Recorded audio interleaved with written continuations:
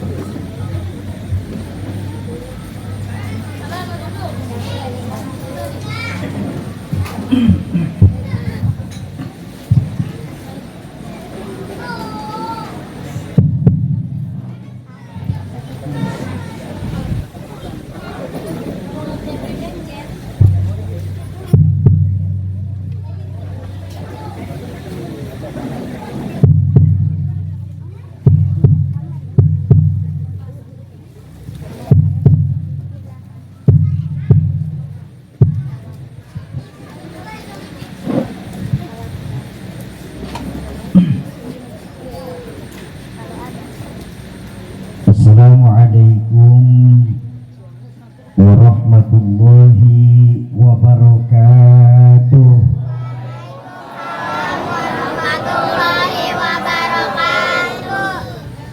Alhamdulillahilladzi khalaqal mauta wal hayata liyabluwakum ayyukum ahsanu amala. Wassalatu wassalamu ala sayyidina Muhammadil Mustafa wa ala alihi wa ashabihi ahli sidqi wal wafa, amma ba'du. Qala Allah ta'ala fil Qur'anil Karim wa huwa asdaqul qailin. A'udzu billahi minasyaitonir rajim. Bismillahirrahmanirrahim. In uridu illal islaha mastata'tu wa ma taufiqi illa billah alaihi tawakkaltu wa ilaihi unib. Wa qala Rasulullah sallallahu alaihi wasallam, kafa bil mauti wa'izan. Sadaqallahul azim wa sadaqa rasuluhul karim.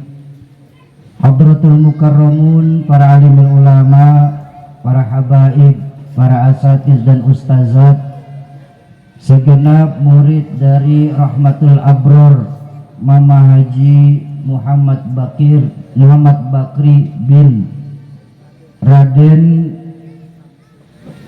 Samsudin. Mobil khusus untuk Mama Haji Nasruddin, Mama Haji Acung Fatoni, segenap keluarga besar Mama Kiai Raden Muhammad Bakri. Semoga Allah tetapkan iman dan Islamnya dalam rangka menjaga semangat agama, khususnya di Pasir Sari tercinta kita ini. Amin ya rabbal alamin. Yang saya hormati para tokoh-tokoh masyarakat, tokoh-tokoh kepemudaan, segenap aparatur pemerintah baik sipil maupun polisi. Ada Bapak Kades Pasir Sari, Bapak Bimas Pol Pasir Sari, Ketua DKM Masjid Al Husna, keluarga besar dari Pemuda Pancasila, segenap panitia 17 tahun dari Mama Bakri, bapak-bapak dan ibu-ibu jamaah majelis haul ke-17 dari Rahmatul Abror Mama Raden Kiai Haji Muhammad Bakri bin Raden Samsudin, para calon penghuni surganya Allah yang dicintai Allah Subhanahu wa taala. tanpa terasa sudah memasuki yang ke-17-nya kita menghaulkan beliau.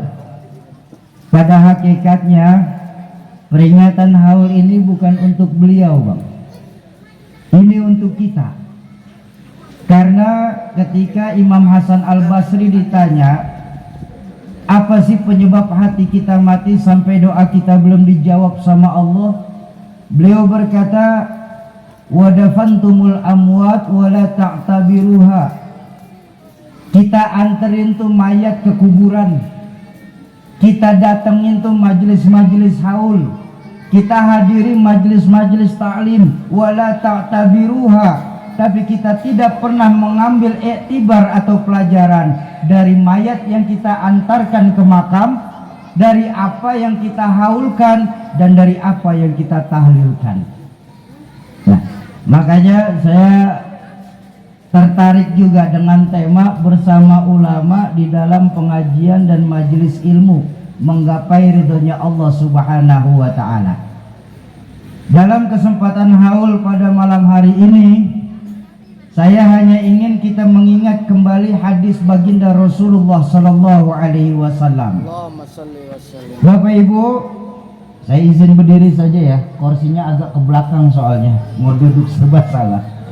Baik, Bapak Ibu, baginda Rasul pernah bersabda, sayati zamanun ala ummati la yabqa minal islam illa ismuh wa la yabqa minal quran illa rasmuh masajiduhum amirah wa hiya kharabum minal huda. Efeknya matiin lagi aja, Bang, ini terlalu banyak efek tadi, jangan diutik-utik lagi aja. Nah, sampai mana sih barusan efek? Sayati zamanun ala ummati la yabqa minal islam illa ismuh wa la yabqa minal quran illa rasmuh masajiduhum amirah wa hiya kharabum minal huda. Akan datang nanti zamannya di tengah-tengah umatku ini, kata baginda Nabi, di mana saat itu Islam hanya dikenal sebatas cerita, Quran hanya dikenal sebatas tulisan, dan saat itu masjid-masjid bagus, musola megah-megah, tapi kosong dari pancaran sinar hidayah. Ayo di haul ke-17 dari Mama Bakri malam hari ini kita renungkan hadis baginda Nabi ini, Pak. Bukankah, maaf minta tolong panitia, mejanya agak geser aja, maafin. Terus sound system monitor samping turunin aja side filmnya. Ya, takut feedback soalnya, karena nggak pakai efek. Makasih. Bukankah banyak hadis baginda Nabi yang diucapkan lebih dari 15 abad yang lalu saat ini mulai terjadi kebenarannya? Betul apa betul? Ayo sekarang saya tanya, masjid-masjid yang ada di Pasir Sari ini bagus-bagus apa tidak? Alhamdulillah. Musola yang ada di tempat kita juga bagus-bagus apa tidak? Oh, beberapa musola pakai AC bahkan, betul. Tapi lihat fungsi masjid dan musola yang ada saat ini, Pak, di tempat kita, nggak ubahnya layaknya sebuah museum. Tahu museum? Tempat penitipan barang-barang antik. Yang isi masjid sama musola kita sekarang ini, tengok sekeliling kita, rata-rata 50 tahun ke atas. Barang antik udah. Sementara anak-anak mudanya, nah, minta tolong mic yang lain tutup, side fill-nya kalau gitu dimatiin aja, Bang. Ini feedback dari side fill kayaknya nih, terutama yang sebelah sini. Ya, makasih.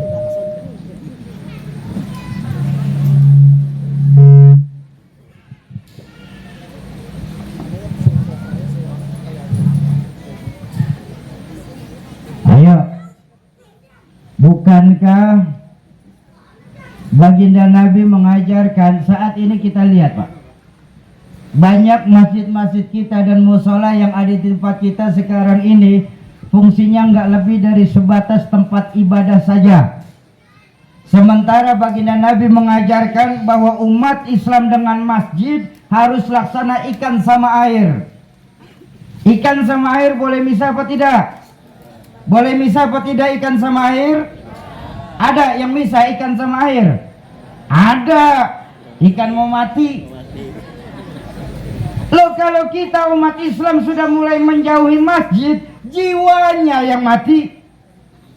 Kalau orang Pasir Sari jiwanya sudah mati, maaf, saya minta maaf, jadilah kita bangkai yang berjalan-jalan di atas permukaan bumi Allah ini.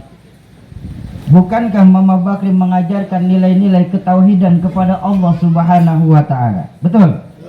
Yang memang sangat kita rasakan, Pak, bahwa belakangan ini tingkat keimanan kita kepada Allah sudah mulai lentur, bahkan luntur adanya.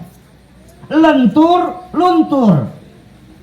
Sekarang ini benar kita sholat menghadap kiblat, tapi begitu warung mau laris, jabatan mau naik, harta mau banyak, kita cari embah.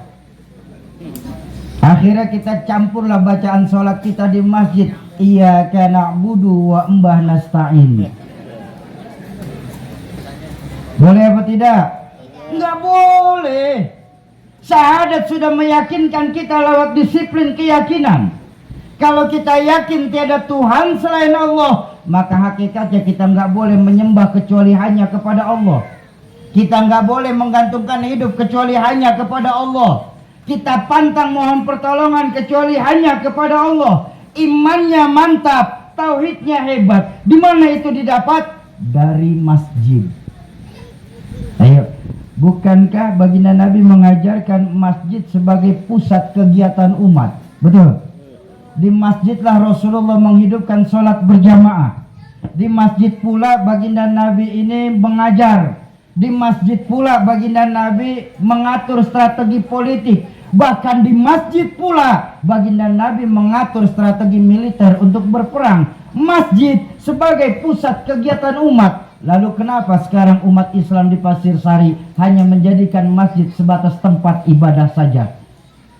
Kalau sudah rapi sholat berjamaah, masjid akan laksana kuburan, sepi dari kegiatan umat. Bahkan kalau Bapak Ibu ingat, pahlawan nasional kita, Panglima Besar Jenderal Sudirman, bahkan para pendiri-pendiri bangsa kita menjadikan masyarakat masjid cikal bakal dari masyarakat Indonesia itu sendiri, Pak. Para pendiri-pendiri bangsa kita menjadikan masyarakat bermasjid mencontoh dari untuk menjadikan masyarakat Indonesia ini. Nggak percaya? Ayo kita lihat. Siapapun yang masuk masjid, copot sendal, buka sepatu. Betul apa betul? Kenapa? Karena tidak ada warga negara kelas 1 di dalam masjid, Pak. Semua sama ketika sudah ada di dalam masjid. Betul? Kades masuk masjid, buka sendal, Des. Gubernur masuk masjid, buka sepatu, Nur. Presiden masuk masjid, buka sepatu, Den. Nggak ada warga negara kelas 1 ketika masuk ke dalam masjid. RT masuk masjid duluan, softnya di depan, Teh. Kiai masuk masjid belakangan, ya dapatnya di belakang, Kiai. Nggak ada warga negara kelas 1 di dalam masjid. Semua sama. Dan para pendiri bangsa kita ingin mengajarkan, tidak boleh ada warga negara kelas 1 di hadapan hukum. Semua sama ketika berhadapan dengan hukum. Betul? Tapi kita lihat sekarang ini. Hukum kita sekarang, Pak, maaf, nggak ubahnya layaknya pisau yang tajam ke bawah, tumpul ke atas. Kalau kita orang kecil punya salah, hukum cepat benar ditegakkan. Tapi yang besar punya salah, hukum pura-pura merem, tenyaho. Ini yang nyakitin perasaan kita. Betul? Makanya wajar dalam Islam diajarkan yang namanya pemimpin gak boleh punya anak. Dalam Islam, pemimpin gak boleh punya anak. Kamu tahu dari mana, Syauki? Langsung dicontohkan oleh baginda Rasulullah sallallahu alaihi wasallam. Ketika baginda Nabi bersabda, "Lau Fatimatu binti Muhammad saraqat an qata'a yadaha." Kalau saja Fatimah anaknya Muhammad yang mencuri, aku sendiri yang akan memotong tangannya. Ayo dah, bentar. Karena ini majelis ilmu, saya ajak ngomong sedikit. Kenapa dalam hadis ini baginda Nabi menyebutkan secara utuh, Pak? Fatimah binti Muhammad. Kan yang nyebutkan bapaknya sendiri nih, baginda Nabi kan bapaknya sendiri. Betul? Kan sah-sah saja kalau dalam hadis Fatimah binti, Fatimah anakku yang mencuri. Tapi kenapa baginda Nabi tidak bicara anakku dalam hadis ini, tapi disebut lakopnya secara utuh, Fatimah binti Muhammad. Fatimah anaknya Muhammad yang mencuri, maka aku sendiri yang akan memotong tangannya. Karena ketika mengeluarkan hadis ini, baginda Nabi berdiri sebagai Rasul, bukan bapak dari Sayyidatuna Fatimah. Makanya hukum tegak, Pak. Bahkan berapa banyak hadis-hadis baginda Nabi yang ditujukan kepada Sayyidatuna Fatimah. Ya Fatimah, i'mali ya Fatimah, i'mali. Hei Fatimah, beramal kau. Hei Fatimah, salat kau. Hei Fatimah, sedekah kau. Hei Fatimah, taat kau sama suami. Karena sungguh walaupun aku bapakmu seorang Rasul, tapi aku tidak akan berani menjamin kau nanti di hadapan Allah Subhanahu wa ta'ala. Tuh, jadi hukum tegas, Pak. Enggak mentang-mentang bapak jadi nabi, anak dapat kaplingan sorga. Betul? Tuh yang pertama, hukum tegas. Bercontoh dari masyarakat bermasjid. Enggak ada warga negara kelas 1. Yang kedua, diambil dari kisah Sayyidina Umar bin Khattab. Ketika Sayyidina Umar bin Khattab kebingungan mencari pejabat pengganti di gubernur Mesir, dikumpulkanlah para pejabat-pejabat teras kekhalifahan, termasuk salah satunya ketua KPU Pak Hashim Asy'ari. Hei para pejabat, ya saya ini lagi pusing, kata Sayyidina Umar. Pusing kenapa ya Khalifah? Saya lagi bingung mencari pejabat pengganti di Mesir. Oh tenang Khalifah, kata ketua KPU. Saya sudah punya nama. Siapa namanya? Disodorkan sebuah kertas ke Sayyidina Umar. Dibaca itu kertas sama Sayyidina Umar, yang keluar nama Abdullah bin Umar, anaknya sendiri. Begitu melihat nama anaknya yang keluar Abdullah bin Umar, berubahlah muka Sayyidina Umar. Hei ketua KPU, sini. Ya Khalifah, saya pengen nanya. Nanya apa? Ini kenapa nama Abdullah bin Umar ada di sini? Ya, kami merasa Abdullah bin Umar ini cocok untuk sebagai gubernur di Mesir. Yang lebih cocok dari Abdullah bin Umar banyak. Tapi kami melihat, ya Khalifah, Abdullah bin Umar ini alim. Orang Islam yang lebih alim dari Abdullah bin Umar banyak. Jangan pernah kau libatkan keluargaku dalam kekhalifahan ini. Cukup satu Umar yang pernah memerintah di pemerintahan ini. Kalau berhasil, kami keluarga Umar akan merasakan nikmatnya. Tapi kalau gagal, cukup satu Umar yang disiksa di hadapan Allah Subhanahu wa ta'ala. Tuh, jadi hukum tegas. Ya Bu, enggak mentang-mentang bapak khalifah anak jadi wali kota. Makanya dalam Islam pemimpin enggak boleh punya anak. Ya, Presiden Indonesia enggak boleh punya anak. Betul? Yang boleh punya anak Pak Jokowi. Ini kan dua sosok yang berbeda, Pak. Kenapa? Kalau presiden punya anak, mereka akan disebut anaknya presiden, maka anak dan keluarga presiden akan menikmati fasilitas negara sama kayak bapaknya. yang dibayar lewat uang pajak, uang rakyat kita semua. Itu yang pertama. Yang kedua, ketika anak presiden berhadapan dengan hukum, maka yakinlah hukum gak akan pernah bisa tegak. Kenapa? Yang dihadapin anak presiden. Betul. Tuh lihat, para pendiri bangsa kita menjadikan masyarakat bermasjid cikal bakal dari masyarakat Indonesia.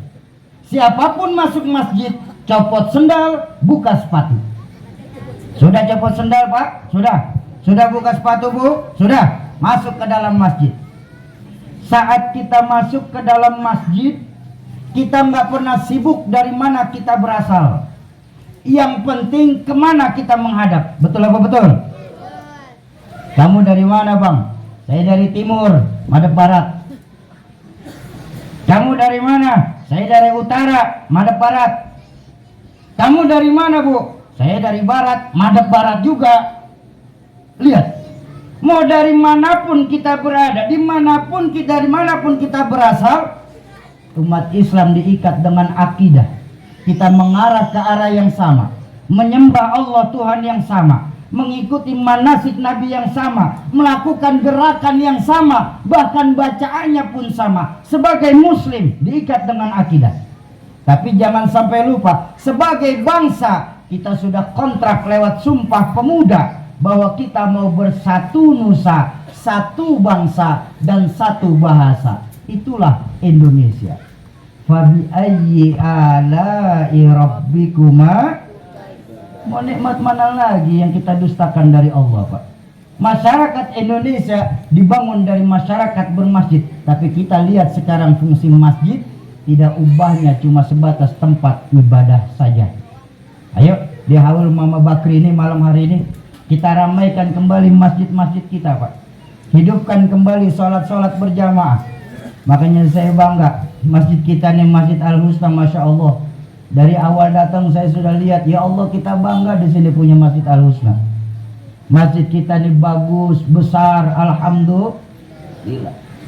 Kegiatan beragamanya juga jalan, betul. Selain peringatan haul, ada juga peringatan maulid, peringatan Isra dan Mi'raj, betul. Pengajiannya selalu lancar, alhamdulillah. Salat berjamaahnya pun saya tahu, kata Mama tadi, alhamdulillah Syauki, salat berjamaah di Al-Husna ini selalu penuh, terutama subuh. Ya, saya tahu, saya subuh sering lewat situ loh. Kalau udah subuh Al-Husna penuh sampai keluar, nggak ada yang masuk, keluar semua, Pak.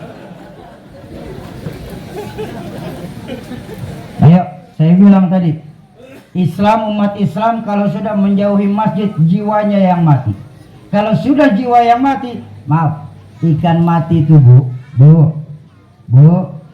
ikan mati itu diasemin asem, digaremin asin, itu ikan mati.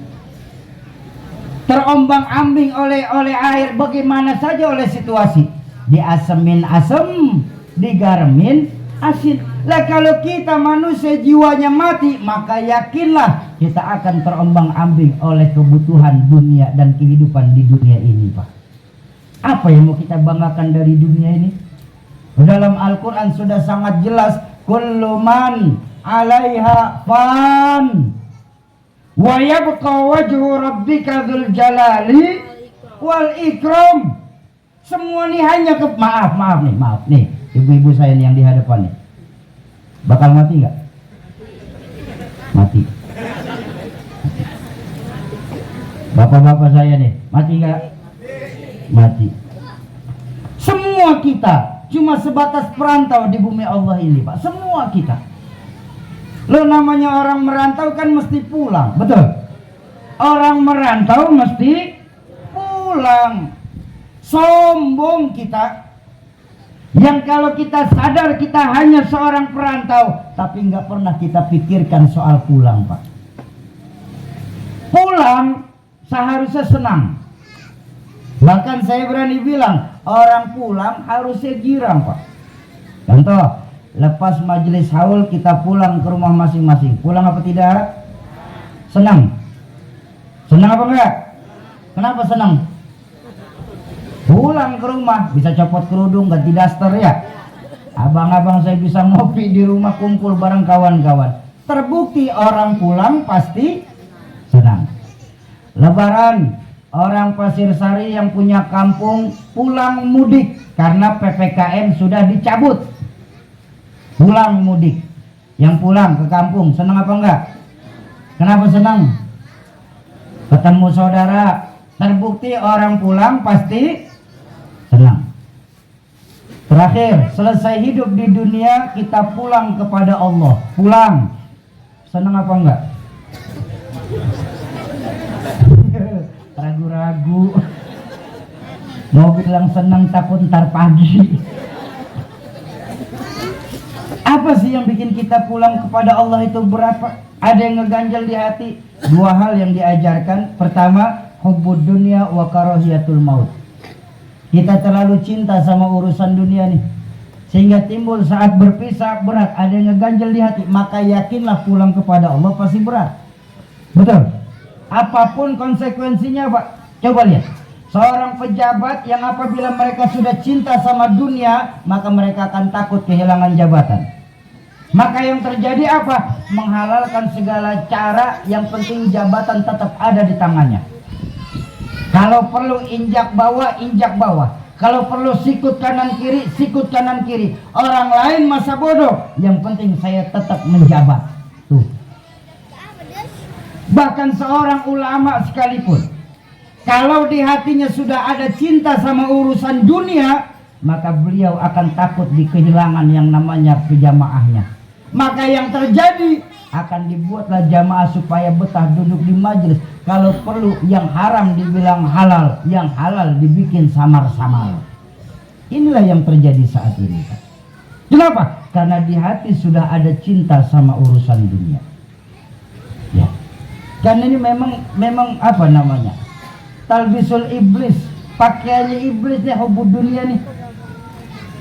Hubud dunia, cinta dunia ini memang rayuannya setan. Bahkan saking hebatnya, baginda Rasulullah Sallallahu Alaihi Wasallam pernah mendapatkan teguran dari malaikat Jibril alaihissalam. Saking sayangnya malaikat Jibril kepada baginda Nabi, malaikat Jibril menegur baginda Rasul, Pak. Yang seharusnya hakikatnya ini bukan buat baginda Nabi, buat kita umatnya, Bu. Apa teguran malaikat Jibril kepada baginda Nabi? Malaikat Jibril menegur, ya Muhammad, isma syi'ta fa innaka mayyitun. Muhammad, silahkan kau berbuat sekehendak hatimu Muhammad. Kau mau ini boleh, mau begitu boleh Muhammad. Mau begini silakan, mau begitu pun silakan Muhammad. Silakan berbuat sekehendak hatimu Muhammad. Tapi ingat baik-baik Muhammad, fa innaka mayyitun. Sesungguhnya engkau akan jadi mayat juga nantinya Muhammad. Makanya ucapan malaikat Jibril ini selaras dengan hadis baginda Rasulullah Sallallahu Alaihi Wasallam. Ketika beliau bersabda, ad-dunya sijnun lil mu'minin wa jannatun lil kafirin. Dunia ini penjara buat kita umat Islam. Sorganya buat orang kafir. Namanya tinggal di penjara. Jangankan kita tinggal di penjara, kita tinggal di masyarakat saja ada aturan main. Betul apa betul? Makanya Islam ini bukan agama larangan. Islam ini agama ngatur. Betahadusan bin nikmah. Ada saya punya kawan, boleh saya cerita? Boleh saya cerita? Ada seorang kawan saya alhamdulillah mama berkah silaturahmi, teman saya ini banyak, alhamdulillah. Mulai dari orang soleh sampai orang salah ada. Dari ahli sejadah sampai haram jadah pun saya punya teman. Nah, satu hari teman saya yang haram jadah nanya sama saya, Soki, kenapa bang? Ternyata Islam itu rumit ya katanya. Saya kaget. Kok bisa bilang Islam itu rumit bang? Iya, Islam ini banyak sekali larangannya. Ini nggak boleh, itu nggak boleh, begini salah, begitu salah. Islam ini susah Soki, nggak simple. Nggak mudah Islam ini, larangannya banyak. Oh, saya bilang abang salah memandang Islam. Justru buat saya bang, saya bilang sama teman saya, justru buat saya tidak ada agama yang paling mudah kecuali Islam di dunia ini. Kata siapa Islam ini agama yang penuh larangan? Oh, justru dalam Islam ini semua boleh. Abang mau begitu silakan, mau begini silakan, mau begitu juga boleh, mau begitu pun tafadhol, silakan. Yang nggak boleh dalam Islam itu cuma satu, saya bilang. Kaget teman saya. Apa Syauki? Yang dilarang sama Allah. Betul kan? Iya. Kalau nggak dilarang juga nggak apa-apa. Ya itulah Syauki, larangannya Allah itu banyak. Saya bilang, apa yang banyak larangannya Allah bang? Sebutin. Islam nggak boleh minum khamar. Islam nggak boleh minum arak. Kenapa? Karena arak, khamar, ummul khaba'is. Bapak moyangnya kejahatan itu dari minuman keras. Kata siapa umat Islam nggak boleh minum khamar? Emang boleh? Boleh. Umat Islam boleh minum arak, tapi nanti di dalam surga. Betul kan? Lo kan dalam Al-Quran sudah jelas, sungai yang mengalir di dalam surga terdiri dari dua, susu dan arak. Di Cikarang yang nggak boleh, di Pasir Sari yang nggak boleh, di sorga mah bebas. Betul? Iya. Ada lagi Syauki. Apa? Dalam Islam nggak boleh main perempuan. Bahkan dalam Al-Quran pun sudah sangat jelas, wala taqrabuz zina, dan jangan coba-coba kalian deketin itu zina. Saya bilang, kata siapa bang laki-laki nggak boleh main sama perempuan? Silahkan bergaul sebebas-bebasnya, tapi lewati dulu sebuah pintu yang namanya nikah. Betul? Karena Islam agama ngatur, dan Islam ini fitrah bang. Islam ini agama fitrah, memahami kondisi kebutuhan manusia. Laki-laki senang sama perempuan, silahkan, tapi lewati dulu pintu yang bernama pernikahan. Betul? Karena fitrah. Nabi Adam saja diciptakan Allah bareng sama Hawa. Betul? Adam sama Hawa ini kan bukti bahwa Islam itu fitrah. Nggak ada Adam sama Bambang, apalagi Adam Agus. Nggak ada. Adam Hawa. Bahkan yang lebih hebat saya bilang, dalam Islam jangankan umatnya boleh nikah, sampai penceramahnya pun boleh nikah juga. Kalau beberapa agama Pak, tokoh-tokoh agamanya nggak boleh dia nikah. Betul? Saya kalau penceramah nggak boleh nikah, saya milih mundur jadi penceramah mama. Berat Pak. Bayangin. Begitu Syauki. Jadi tinggal balik saja mata kita, kacamata yang kita pakai dalam melihat Islam. Tapi Syauki, apalagi dalam Islam itu nggak boleh main judi Syauki. Begitu? Iya. Karena katanya dalam Islam main judi itu membazir-bazirkan uang. Saya bilang, kata siapa dalam Islam nggak boleh membazir-bazirkan uang? Justru dianjurkan. Tapi bukan lewat judi, lewat pintu yang namanya sedekah. Betul? Bang, saya bilang, abang main judi 10 kali, 9 kali kalah, sekali dikasih menang sama bandar. Abang girang bener. Abang sedekah di jalan Allah 10 kali, 10-10-nya Allah kasih untung. Man jaa bil hasanah falahu asyru amsalihha. Siapa yang berbuat satu kebaikan, Allah akan balas dengan 10 kali lipat. Begitu ya Soki. Itu bang indahnya Islam. Islam ini agama aturan, mengatur permainan di dunia. Bahkan saya bilang sama kawan saya, bahkan jangankan soal ibadah kita diatur sama Islam. Nih buat yang laki-laki nih, Pak. Ini hebatnya Islam. Bahkan sampai pakai peci saja kita diatur sama agama kita, Pak. Betul. Tidak ada agama lain yang mengatur soal pemakaian topinya, Pak, kecuali Islam. Coba Islam kita lihat, mengatur pemakaian peci. Mau kondangan, mau ceramah, mau datang pengajian, pecinya lurus begini. Betul kan? Supaya apa? Supaya timbul wibawanya di hadapan masyarakat, supaya enak dilihatnya. Tuh, begini pecinya. Tapi begitu masuk Al-Husna, angkat sedikit. Kenapa? Bagian dari sujud. Tuh lihat, diatur tuh. Cicilan belum kebayar, miring. Emang apa? Main gaplek kalah mulu begini udah. Coba lihat. Dalam Islam, jangankan soal ibadah, sampai pakai peci saja diatur dalam Islam, Pak.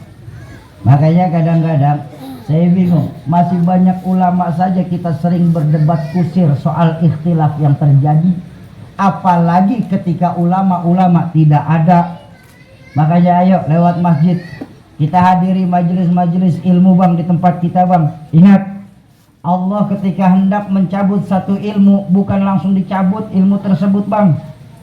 Bukan, walaupun Allah mampu. Idza arada syai'an ayyaqula lahu kun. Kalau Allah punya mau, Allah cuma bilang jadi maka terjadi. Tapi Allah kan memberikan kita otak buat apa? Liyatafakkar, untuk kita berpikir. Bagaimana caranya Allah menghapus satu ilmu? Caranya bimautil alim, dengan meninggalnya orang-orang alim di tengah-tengah kita, Bang. Ya, sekarang masih banyak orang alim, tapi maaf, yang datengin orang alim sekarang ini sudah mulai sedikit. Kok begitu, Syauki? Ditambah dengan kemajuan teknologi, Pak, banyak dari kita, terutama adik-adik saya, Bu, saat ini mereka sudah tidak lagi perlu belajar di majelis ilmu. Mereka sudah tidak mau lagi datang ke pondok pesantren dan yayasan pendidikan Islam. Kenapa? Cukup lewat handphone saja. Betul? Saya bilang, belajar lewat handphone, lewat internet bagus, selama kita punya guru. Kenapa? Karena Tuan Syekh Abu Yazid Al-Bastami mengajarkan, orang yang belajar agama tidak ada gurunya, fasyaikhuhu syaiton, gurunya pasti setan. Berarti internet jelek, Syauki? Saya nggak bilang internet jelek. Internet itu, Pak, tidak semuanya jelek, tapi juga nggak berani bilang semuanya bagus. Dalam internet, ketika kita punya guru yang jelas, yang sanad keguruannya mutawatir, sambung menyambung sampai ketemu di baginda Rasul, maka hal yang kita tidak pahami dalam internet, kita bisa tanya langsung sama guru-guru kita. Internet mempercepat pencarian, Pak. Contoh, ya saya nih, Pak, tahadisan bin, makanya guru-guru saya nih, nggak mungkin ketika diundang keluar kota, ceramah harus nenteng-nenteng segitu banyaknya kitab, Pak. Internet mempercepat. Oh, malam hari ini di Pasir Putih acaranya apa? Oh, temanya haul. Haul ajengan Mama Bakri. Oh ya sudah, berarti tinggal buka saja bab haul. Bret. Oh ini ayatnya, oh ini hadisnya, oh ini aja nanti yang saya sampaikan karena saya pernah ngaji sama guru saya. Oh temanya seperti ini, larinya ke sini, makolanya ini. Tuh, internet mempercepat. Tapi ketika internet kita nggak pakai guru, apapun yang tertulis dalam internet akan kita telan mentah-mentah, Bang. Iya kalau benar, kalau salah, iya kalau salahnya cuma sendiri, udah salah ngajakin orang. Ini yang dalam hadis baginda Nabi menegaskan, dolu fadolu, sesat bahkan bisa menyesatkan. Hati-hati nih. Ini banyak dari kita mengambil ayat dan hadis cuma berdasarkan logika saja, Pak. Padahal Al-Quran dan hadis itu merupakan bahasa sastra yang memerlukan terjemahan-terjemahan lebih mendalam. Apalagi maaf, ajengan maaf Mama, Banyak sekarang ini di kampus-kampus diajarkan bahwa berijtihad boleh dilakukan oleh semua orang. Innalillahi wa inna ilaihi rajiun. Dengan kemajuan teknologi, sekarang apapun bisa kita pelajari. Cuma efek samping dari teknologi apa? Orang sekarang banyak tahu tapi tidak tahu banyak. Banyak tahu tapi nggak tahu banyak. Soal ini tahu, soal ini tahu, soal ini tahu, konfrontir. Saya juga katanya. Ayo, maaf. Berapa banyak dari kita yang baru ngaji bab katanya sudah berani mengkafir-kafirkan amalia-amalia saudara-saudara kita, Bang. Betul? Maulid dibilang haram, haul dibilang nggak boleh, ngirimin Fatihah keruh katanya nggak nyampe. Innalillahi wa inna ilaihi rajiun. Mereka lupa. Dalam hadis lain baginda Nabi mengkompar, menyandingkan apa? Idza mata ibnu Adam in qata'a amaluhu ila salatin. Kalau anak cucu Adam meninggal dunia, maka terputus semua amalnya kecuali 3. Ilmu yanfa, shadaqatan jariyah, wa waladun salih ayyad'ulah. Ilmu yang bermanfaat, sedekah yang diterima, dan doa anak soleh yang mendoakan orang tuanya ketika meninggal dunia. Bayangkan, doa satu anak soleh saja Allah kabulkan, Pak. Apalagi ketika anak soleh tersebut mengundang tetangga untuk ikut yasin tahlil bareng. 40 orang jumlahnya, di mana ada sebuah makalah diajarkan guru kami. 40 orang yang duduk di majelis ilmu berdoa beliau kepada Allah, kaddoa wali, seperti doanya satu wali. Di mana doa satu wali Allah nggak akan pernah tolak. Apalagi kita di majelis haul seperti ini. Yang kita haulkan juga bukan orang sembarangan. Ya, yang kita haulkan juga bukan orang sembarangan. Ini sekarang terjadi, Pak. Kenapa? Akibat terputusnya sanad keguruan yang mutawatir. Belajarnya dari Mbah Google. Belum lama. Bulan kemarin saya kebetulan safari dakwah Netahadusan bin Nikmah Ajengan. Safari dakwah di Kalimantan. Lagi di perjalanan, sebelum nyampe datang waktu zuhur. Ya sholat lah, kami berhenti dulu sholat. Rapi sholat, kebiasaan kami, kebiasaan kita nih orang Cikarang juga nih, orang Pasir Sari nih. Biasanya kan kalau habis salam usap muka ya.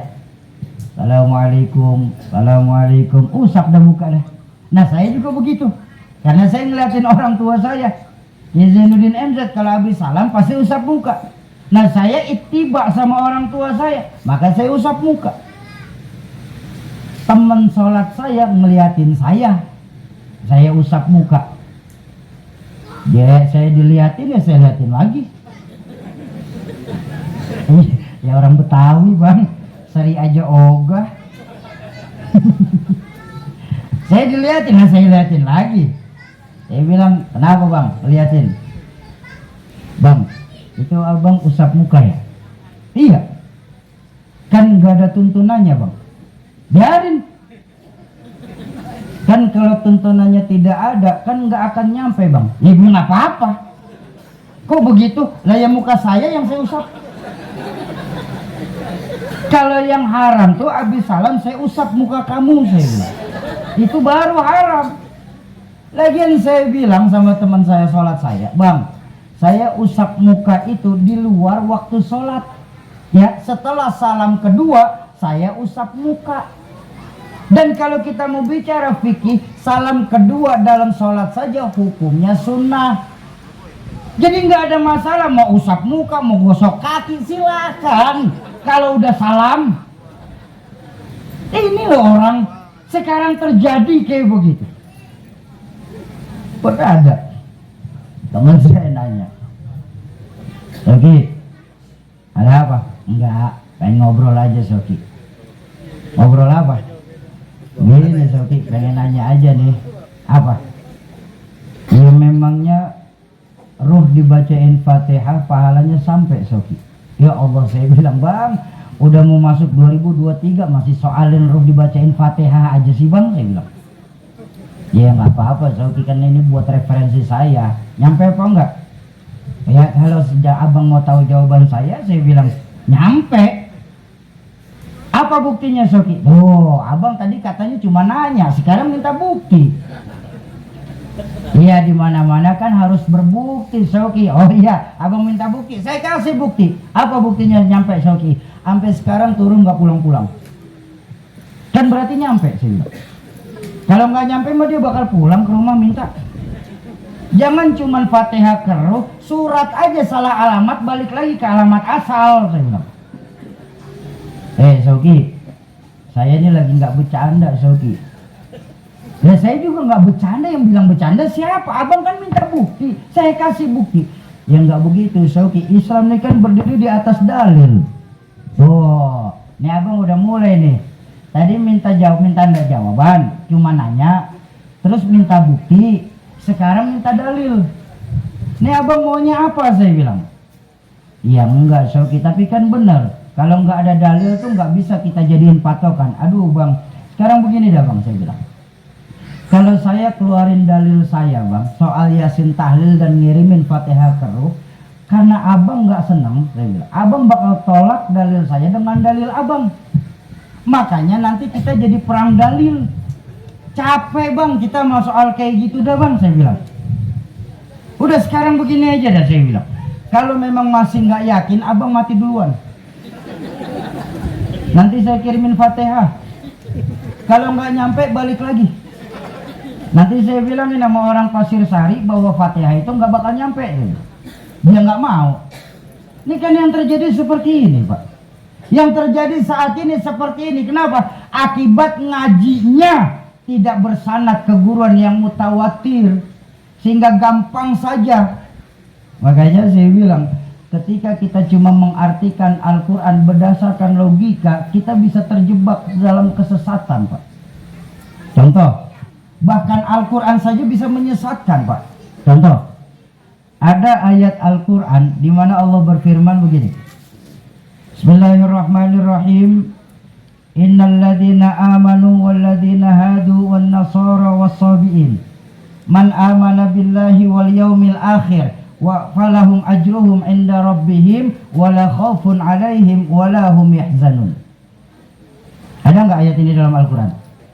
Ada enggak? Surah apa? Ada Soki, pokoknya ada. Saya pernah baca, ada, masih ada dah. Udah biar cepat aja udah. Surah Al-Baqarah ayat 163 kalau saya nggak salah. Gini. Artian ayat ini bang, artian ayat ini, sesungguhnya mereka orang yang beriman, baik mereka dari golongan Yahudi, Nasrani ataupun Sobiin. Siapa saja di antara mereka yang percaya kepada Allah dan hari akhir, yang beriman kepada Allah dan hari akhir, serta mereka melakukan kebaikan-kebaikan, mereka tetap mendapatkan pahala dari Allah. Sehingga tidak ada rasa takut sedikit pun pada diri mereka, dan mereka juga tidak bersedih hati.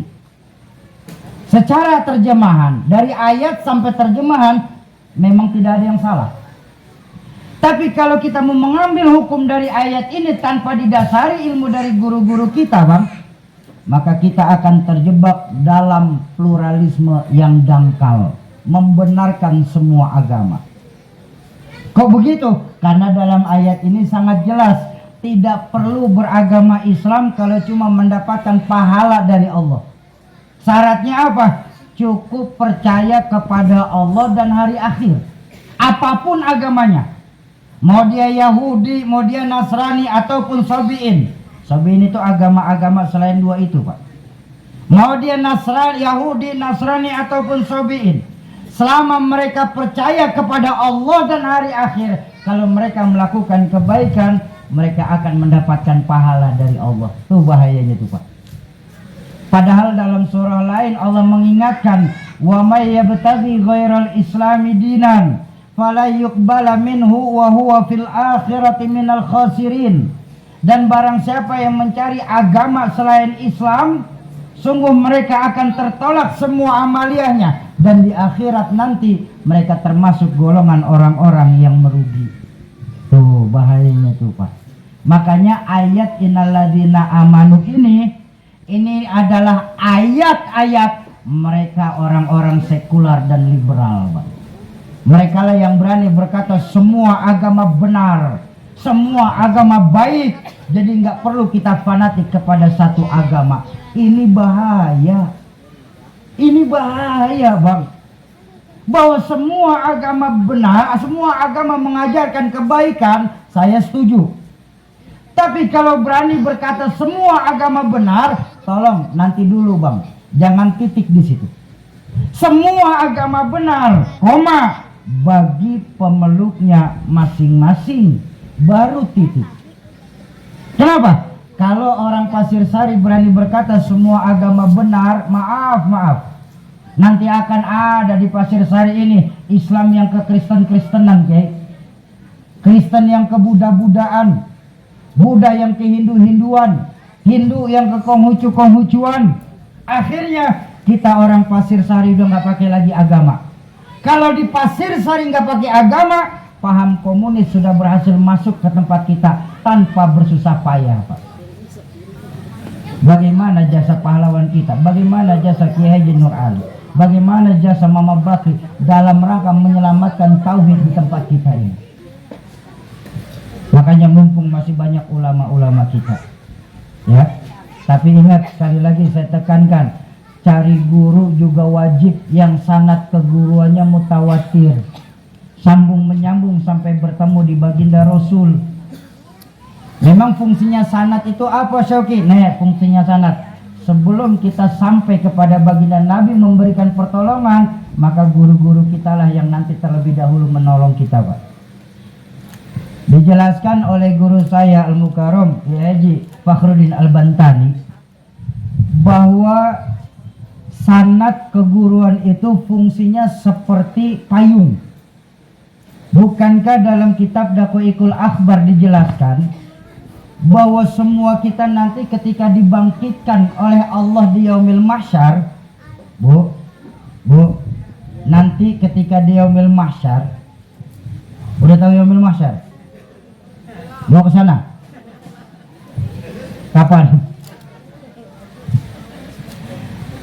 Pak, nanti ketika kita di yaumil mahsyar, kita masing-masing akan diberikan satu matahari, satu jengkal di atas kepala kita, Pak. Saya satu matahari, Bapak satu. Caranya bagaimana? Jangan urusin itu, Pak, nggak bakal nyampe otak kita. Ini sekarang kan banyak dari kita menghubungkan agama dengan logika, Bang. Maaf, dalam agama ada hal yang bisa dinalarkan, tapi juga banyak hal yang nggak dapat dinalarkan. Kalau dalam agama semua bisa dilogikakan, itu mah bukan agama, tapi ilmu pengetahuan. Pun ketika dalam agama nggak bisa dijelaskan, itu pun bukan agama, tapi dongeng. Makanya dalam Islam ada hal yang bisa dijelaskan, tapi juga banyak hal-hal yang tidak dapat dijelaskan. Ketika bertemu dengan hal yang tidak dapat dijelaskan, bisa ditangkap dengan nilai-nilai keimanan. Betul? Contoh, Isra Mi'raj. Jadi jangan kita bicara mahsyar dulu, Pak, kejauhan. Kita bicara Isra Mi'raj. Ayo. Nggak mungkin Isra Mi'raj terjadi, kata kita. Impossible menurut ilmuwan sekular. Tapi kita lupa Isra Mi'raj ini maunya Allah. Ketika bertemu dengan maunya Allah, apa yang nggak mungkin buat Allah? Betul apa betul? Kalau hukum otak, hukum Allah nggak terbentur pada sebab akibat. Hukum otak terbentur pada sebab akibat. Ini ada anak kecil di hadapan saya, Pak. Ini otak saya berpikir, ini ada anak kecil, pasti ada ibu, pasti ada bapak. Hukum otak tuh, betul nggak? Kenapa? Ibu bapak namanya sebab, anak namanya akibat. Gara-gara kerjasama yang baik antara ibu sama bapak, maka keluar anak. Itu mah hukum otak. Tapi kalau hukum Allah nggak mesti. Nabi Adam, bapak enggak, ibu enggak. Allah mau, jadi. Betul? Nabi Isa, ibu ada, bapak enggak ada. Allah mau, jadi. Bu, nggak bakal bisa, Bu, diomongin dari kebiasaan orang Pasir Sari. Itu Siti Maryam bisa hamil ya, padahal Siti Maryam gak punya suami. Oh maaf, Siti Maryam seorang perempuan suci yang dekat dengan Tuhannya. Beliau hamil tanpa suami, itu disebut mukjizat. Betul? Apa namanya? Mukjizat. Sayang banyak perempuan sekarang gak mau kalah sama Siti Maryam. Di Kebayoran, ini mah di Kebayoran. Oh kalau di sini sih ada.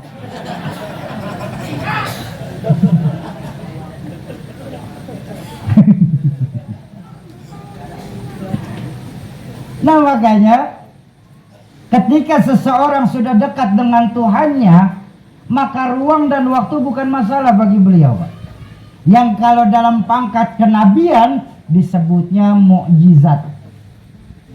Kalau para aulia termasuk Mama Bakri masuknya karomat. Dan kita nih umat Islam juga punya, manusia biasa juga punya, tapi bukan mukjizat, bukan karomat. Apa namanya? Maunat. Maunat itu terjadi karena kehendak Allah, bukan kehendak kita. Kita jalan dari Pasir Sari ke Jakarta, biasanya nempuh 1,5 jam dengan traffic, dengan lalu lintas yang sama. Tapi satu waktu karena kita ada kebutuhan, akhirnya bisa kita lalui dengan cuma 45 menit. Itu maunat. Atau ada badannya kurus, tenaganya nggak ada, tapi saat kebakaran berani dan bisa nyelamatin kulkas 2 pintu lagi. Itu maunat tuh. Itu maunat, Bang. Allah yang punya mau, bukan kita. Makanya saya bilang ini kita bicara dalam kitab Daqiqul Akhbar. Ketika nanti kita semua dikasih satu matahari di atas kepala kita, disitulah kita perlu payung yang benar. Nah payung kita siapa? Payung kita adalah guru-guru kita nih. Kalau kita punya sanad, ya, saya ngaji dari sekian banyak, saya nggak bersanad kepada orang tua saya sendiri, Zainuddin MZ. Maka nanti saya akan cari saya punya orang tua, Pak. Dan nanti di yaumil mahsyar orang tua saya akan manggil-manggilin tuh. Hei murid-murid Zainuddin MZ, sini berlindung. Sama kayak Mama Bakri.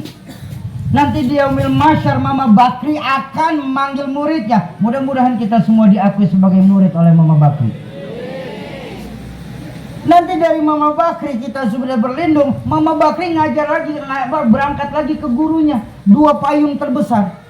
Terus sampai bertemu di 4 payung besar mazhab. Imam Maliki, Imam Syafi'i, Imam Hanafi, dan Imam Hambali. Ini 4 payung besar, Pak. Jadi nanti sebelum masuk 4 payung besar, dijagain sama panitia akhirat, Pak. Dijagain tuh. Kamu mau kemana? Saya murid dari Imam Malik. Oh ya sudah, Imam Malik payungnya sebelah sana. Kamu dari mana? Saya mazhabnya Imam Syafi'i. Oh ya udah, Imam Syafi'i sebelah sana. Kamu imamnya siapa? Saya Imam Samudra. Nggak ada Imam Samudra. Nah, dari 4 payung besar ini bertemulah di satu payung utama di yaumil mahsyar nanti, yaitu payungnya baginda Rasulullah Shallallahu Alaihi Wasallam. Nah jadi begitu. Jadi jangan sampai kita menyepelekan sanad keguruan. Sanad keguruan dalam Islam itu hukumnya mutlak. Hukumnya mutlak, nggak bisa ditawar. Tapi kita sekarang prihatin ajengan. Maaf sekali, maaf. Ini sekarang memang dengan kemajuan teknologi, Pak, pergeseran nilai. Coba lihat sekarang di lingkungan kita. Yang rajin datengin majelis-majelis taklim orang tua. Betul? Anak-anak mudanya kemana?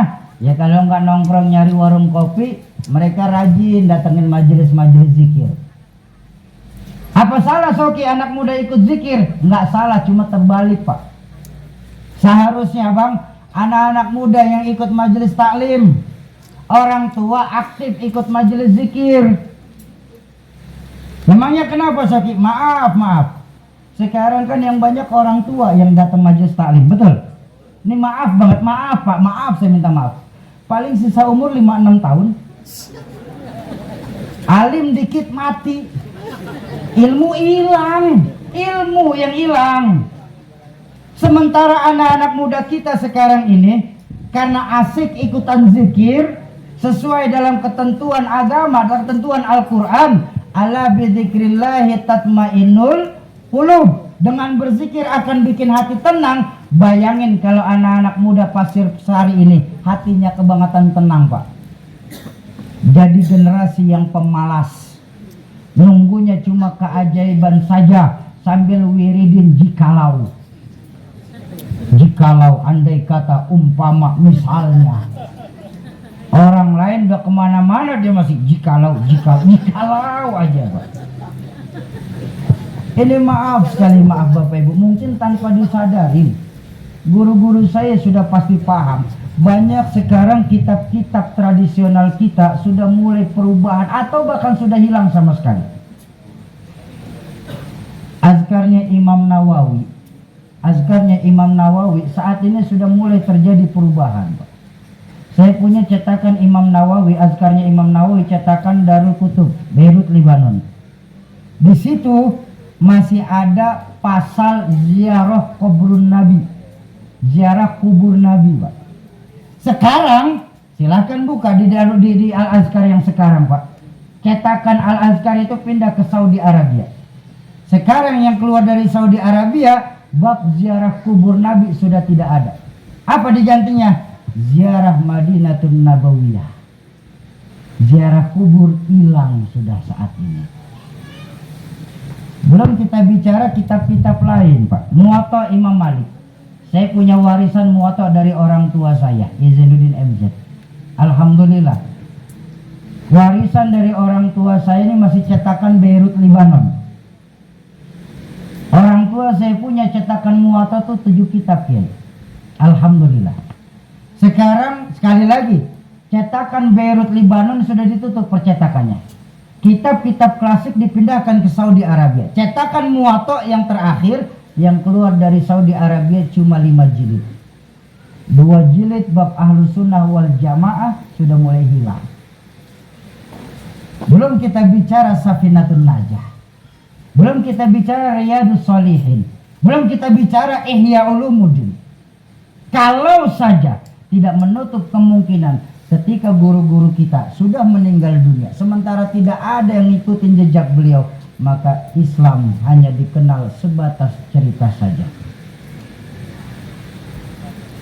Artis mati, banyak yang bisa gantiin.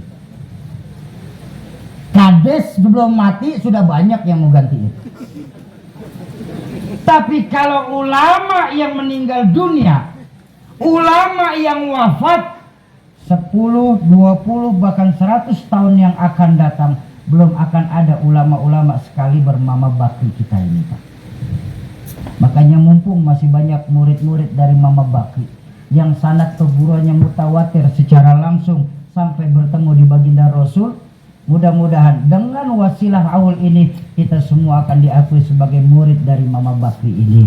Amin ya Rabbal. Terakhir sama-sama kita baca suratul Fatihah. Kita tujukan buat orang tua kita, guru-guru kita, keluarga, sahabat dan kerabat kita yang terlebih dahulu mendahulukan kita. Khusus manijtamahahun nabi sababihim kullu. Suratul khas untuk Rahmatul Abrar Mama Bakri dan Rahmatul Abrar Izainuddin MZ, Mihaja Siti Khalilah binti Haji Ayub. Semoga lewat keberkahan Fatihah yang kita bacakan, Allah ampuni segala dosa beliau-beliau.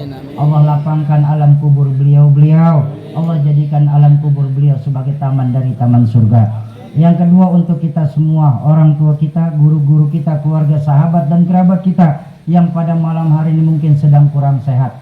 Semoga lewat keberkahan Fatihah dan keberkahan majlis haul, Allah angkat segala penyakitnya, Allah sehatkan kembali jasmaninya, Allah kumpulkan lagi di tengah-tengah keluarga tanpa kurang satu apapun. Yang ketiga, untuk kita semua yang hadir di majelis haul malam hari ini. Guru saya mengajarkan majelis haul majelis ilmu. Majelis ilmu ay majelis yustajabu fihi doa. Majelis haul itu majelis ilmu. Majelis ilmu majelis tempat diangkatnya doa. Semoga lewat keberkahan dari haul yang kita datangi ini, keberkahan dari Fatihah yang kita bacakan ini, keberkahan dari duduk bersama ulama-ulama kita malam hari ini, serta keberkahan dari yang membawa berkah itu sendiri baginda Rasulullah Sallallahu Alaihi Wasallam. Apabila ada yang sedang punya hajat, Allah percepat terkabul hajatnya, Allah gampangkan segala urusannya, Allah luaskan rezekinya, Allah mudahkan jalan usahanya. Lewat keberkahan dari Mama Bakri, Allah jadikan anak keturunan kita anak keturunan yang saleh dan salehah. Serta lewat keberkahan dari majelis ilmu, Allah jadikan rumah tangga kita sebagai rumah tangga yang sakinah, mawaddah, warahmah. Ala hadhihi niyah wa ala likulli niyatin salihah wa ila hadratin Nabiil Mustafa. Al-Fatihah. A'udzu billahi minasyaitonir rajim. Bismillahirrahmanirrahim. Alhamdulillahi rabbil alamin arrahmanir rahim maliki yaumiddin. Iyyaka na'budu wa iyyaka nasta'in ihdinas siratal mustaqim an'amta 'alaihim ghairil maghdubi 'alaihim waladdallin. Amin. Kesimpulan, dimanapun majelis ilmu tetap menanamkan nilai-nilai keimanan kepada Allah. Ini yang saya mau pesan untuk kesimpulan kita dan bisa kita bawa pulang ke rumah masing-masing. Bapak Ibu, intan yang paling mahal, mutiara yang paling berharga itu nilai-nilai iman. Bukan rumah, bukan mobil, bukan harta banyak, tapi iman. Jadi di majelis haul ini jaga iman kita baik-baik. Tapi tolong jangan egois, wariskan iman kita kepada anak keturunan kita nanti. Islam bukan agama warisan, saya setuju. Tapi iman wajib kita wariskan.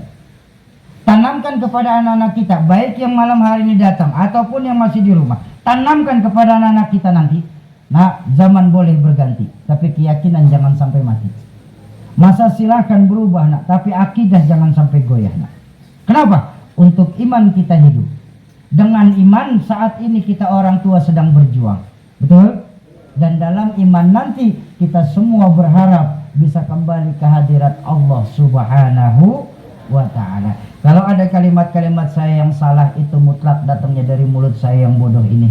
Sungguh saya yang berdiri di hadapan Bapak Ibu tidaklah lebih alim daripada Bapak Ibu yang duduk di hadapan saya.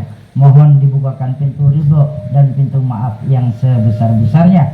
Akhirul kalam, usikum wa nafsi bitaqwallah. Assalamualaikum warahmatullahi